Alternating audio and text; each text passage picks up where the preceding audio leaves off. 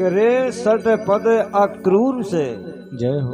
तू क्या कम है कूर, और उसने तोड़ हृदय तू मन को करता चूर। जय हो। तू अक्रूर से कम नहीं है, तू आया तू हमारे मन को चूर चूर करना चाहता है। पहले तो हम ये समझी थी कि तू अक्रूर ही गोकुल में लौट कर आया है। जब इस रथ को देखा तो ये आशा हुई कि हमारे प्राण प्यारे अवश्य आ गए होंगे, जो रथ तो नहीं का था। किंतु हाय फिर अब आशा छोड़, तुझे हम कैसे देखते हैं।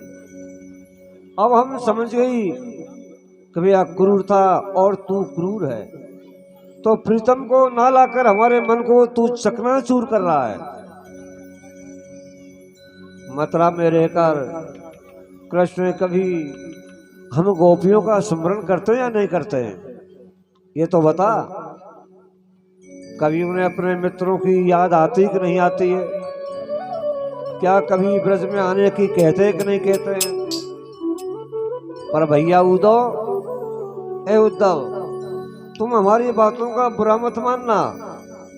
गोपिका कहती है क्यों कि प्रेम दीवानी हम वही, और बिसरो अपनों का मन वाणी संयत नहीं, और लिख से टेढ़ी बात। देखिए हम तो प्रेम की दीवानी है, हमारा बुरा मत मानना। हम प्रेम से कहते हैं, जो भी कुछ कहते हैं प्रेम से।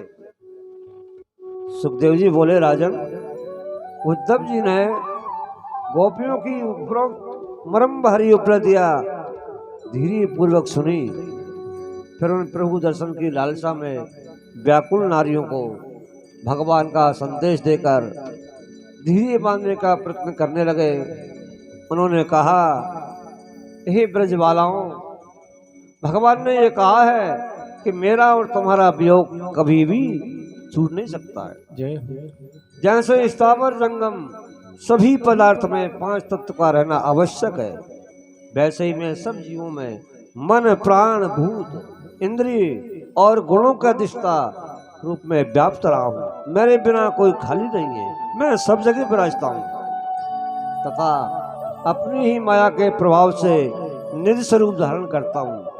मैं निराकार से व्याप्त हूँ, और जब पृथ्वी पर धर्म का क्षय होता है, दुष्ट दंड देते हैं, तभी मैं निराकार से साकार रूप धारण करके दुष्टों को दंड देता हूँ। देखिए ये आत्मा के द्वारा ही आत्मा की रचना करते हैं, उसका पालन करते हैं, और फिर स्वप्न जैसा खेले ये। जय हो। देखिए अगर तुम मुझ परमेश्वर में मन लगाए रहोगी राधे तो तुम्हें मेरी प्राप्ति शीघ्र ही होगी।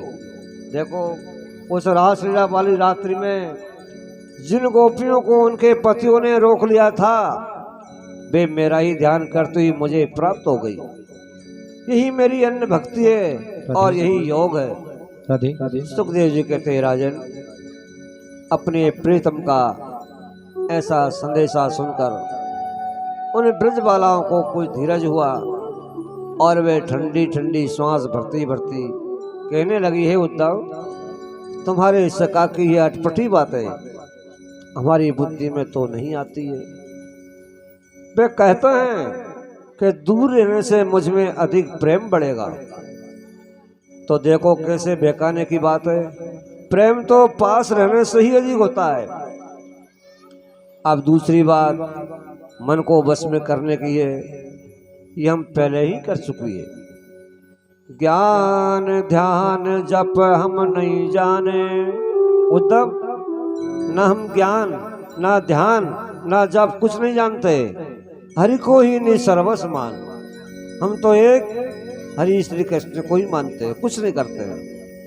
पति से तो विराट था तो विसराए, और प्रभु में निश्चल चित्त लगाए। हमने सबको छोड़ दिया और प्रभु में ही चित्त लगाया। जोग जुगत जानो नहीं उद्धव, जोग जुगत जानो नहीं, जब तक मान्यो भोग ताही तजो फिर ले लियो हृदय प्रेम का जोग। देखिए एक सदे सब सदे, और भगवान श्री कृष्ण कहते हैं, जिस जीव को, जिस प्राणी को मेरा अटल विश्वास है, उसके नीचे मैं हाथ धर के चलता हूँ।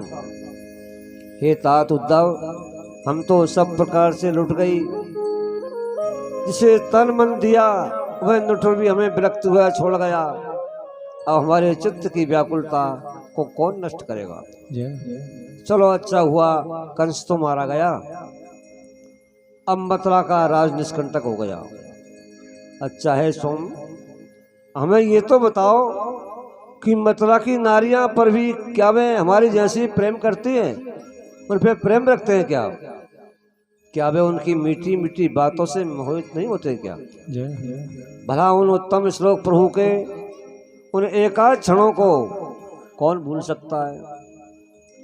सुदेव जी कहते हैं, राजन इस प्रकार संतंतु गोपियों की बृहता भगवान के संदेश से कुछ कुछ दूर हो गया और उन्होंने श्री कृष्ण को परमात्मा मानकर उनके सखा उद्धव जी का पूजन किया। सब गोपियों के संताप को निषेध करने के लिए उद्धव जी ने कुछ महीने ब्रज में निवास किया और वे उन्हें कभी प्रभु की लीला कथा सुनाते हैं और कभी उनकी भक्ति का उपदेश देते हैं। जब तक उद्धव जी प्रभु चरित एवं उपदेश देते रहे तब तक उनका ब्रजवासियों का वे समय क्षण भर के समान बीतता गया।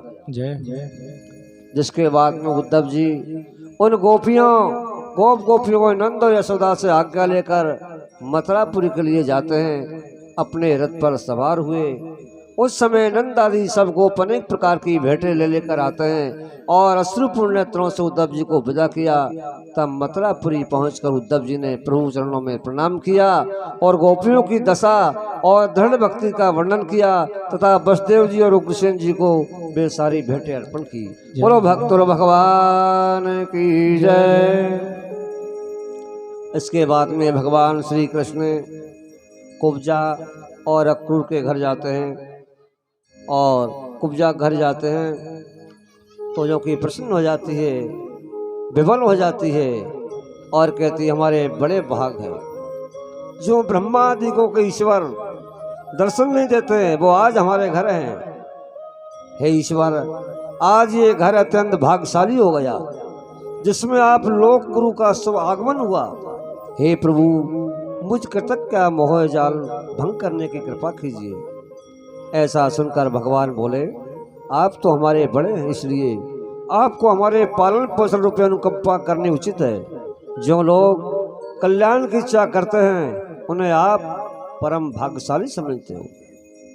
देखो कितना बड़ा भाग, और प्रेम से केले खिलाते हैं। देखो उनका पहन 3 जगह से टेढ़ी, भगवान क्या नहीं कर सकते।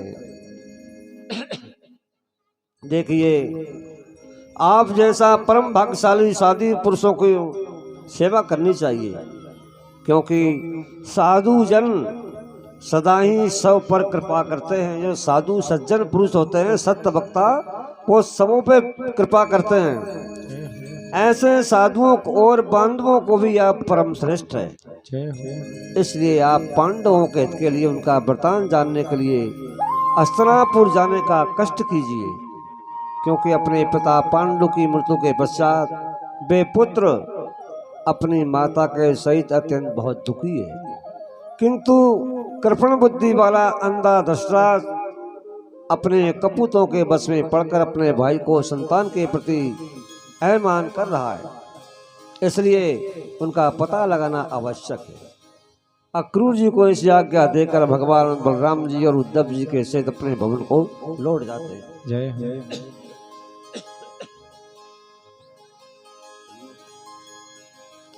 बोलिए बांके बिहारी लाल की।